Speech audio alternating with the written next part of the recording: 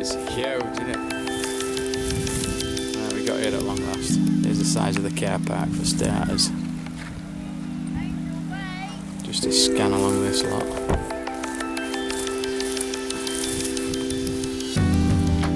And then there's a camping over there.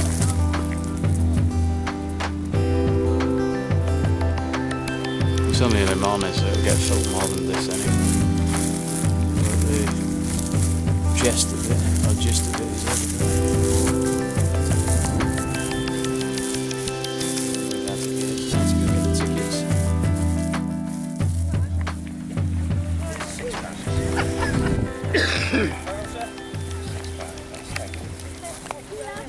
Got it.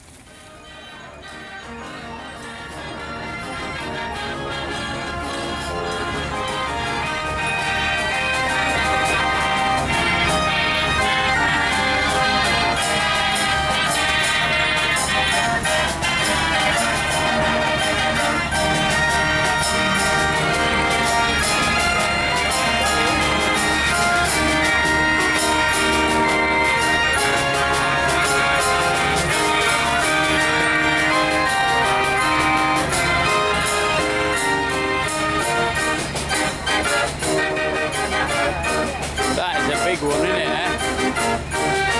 That's so beautiful. Western moving.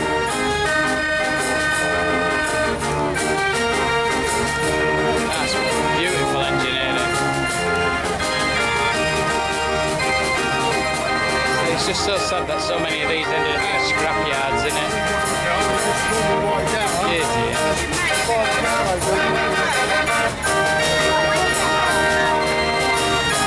What's this music from?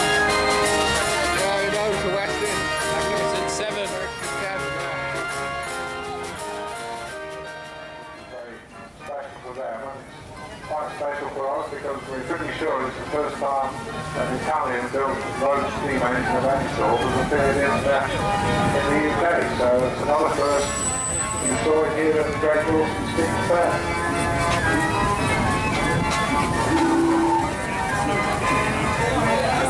Is that an initiation, the ceremony? Yeah. One of our local rollers going down the hill there. Lovely barrel X-Arm single cylinder roller. Not amused. Owned, as you can see, originally by S.A. Carline, Cornwall. These are very popular actually with West Country companies. People like these. Right, a steam engine, look. Look, some nice examples of West Country rollers here. Right, look, Rich. People say it survives pretty well in preservation. Then going down inside that, the little brown coloured roller, there's the little Wallace and Stevens Advance. They were designed specifically for rolling tarmac. And perhaps later on during the course of the day we'll have a chance to explain the ins and outs, as it were, of rolling tarmac as opposed to chippings. And of course you've got to remember that when we talk about macadam roads, the earliest macadam roads devised by John Loudon Macadam were in fact stone chippings bound by water, and they were rolled in, sprayed with water and rolled in. This was all very well if you had dry weather, but of course in the winter gradually the road's surface broke up and the roads got more and more muddy. And the early rollers you find generally are pretty heavy. They're sort of 12, 15, even 18, anything up to 18 tons. You find the rollers get lighter and lighter, and you find they're 8, 10 or 12 tons. But Andrew, you were saying something yesterday about one company you knew where they had actually had two plates in the toolbox of different weights, didn't they? Yes, that was George Ed Hall. This one became very famous in actual fact by the fact that the gentleman who managed to save it for posterity, a certain Bill Hughes, W.J. Hughes, wrote a book called Traction Engines Worth Modelling, and he based a lot of the details in that book on Royal Chester. And the result of that was that plans were produced, castings were produced, and there are a lot of miniature versions, model versions of Royal Chester, and that one is owned nowadays by Mike White, who's driving it. I see Rob Wing is being a clippy in there today.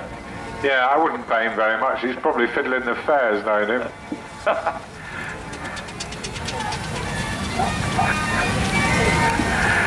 Rob, who's actually riding on the trailer behind Clinker, and John Wakeham, who was careering around on his engine earlier, they organise the trailers here and collect the money for Click Sargent, the teenage cancer charity. So last year we raised over £5,000, so do support them in collecting for a very worthwhile cause.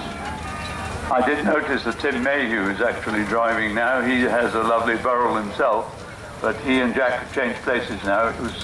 It was Tim Mayhew with the hat. Ah, right. Ah, this is interesting. A very rare sight. This is the Fowler Woods spraying gear, and I believe it's the only one of its type now fully kitted out, Andrew. I think so. One was vandalised last year or the year before. It was indeed, yes. So I think that is the only one that's left now. You'll notice, the most noticeable thing, of course, on the back it's got a tar spraying bar, and behind that it has a chipping hopper. And the tar was carried in what we call the belly tanks, in the tanks on the middle of the engine under the boiler, and on the near side, at the end of the flywheel, there's an extension to the crankshaft, and there's a small sprocket, a small gear on there, and a pump is driven from that gear to pump the tar from the tanks into the spray bar on the back. And this was devised by David Woods, wasn't it, from Yorkshire, and it became known as the Fowler Woods system. It was very popular. Ideal for light repairs, because you're completely self-contained, aren't you? Yes, I was reading the only disadvantage was that you still needed, unless you had a second roller there, you basically had to unhitch this roller and go around what you'd done and go back over it again. So, to roll it, yeah. Nice old road locomotive here, owned by Andrew Loader. It's been with the Loader family for many, many years. Princess was actually at the first ever great working of steam engines back in 1969, and was in fact operated at one time by Richard Townsend of Weymouth, the fairground operators.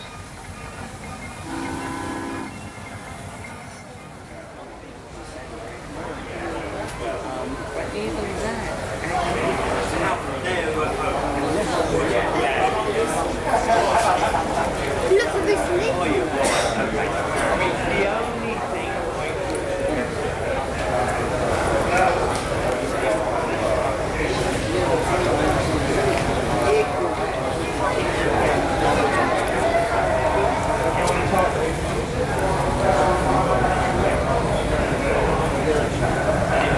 Fowler's Road Roller.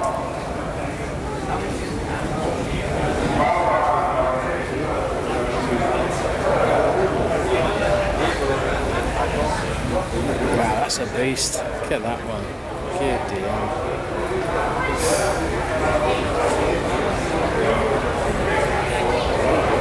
Like a tank.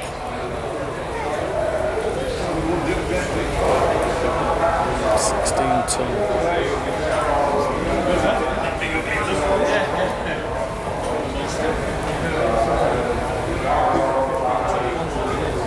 Have you?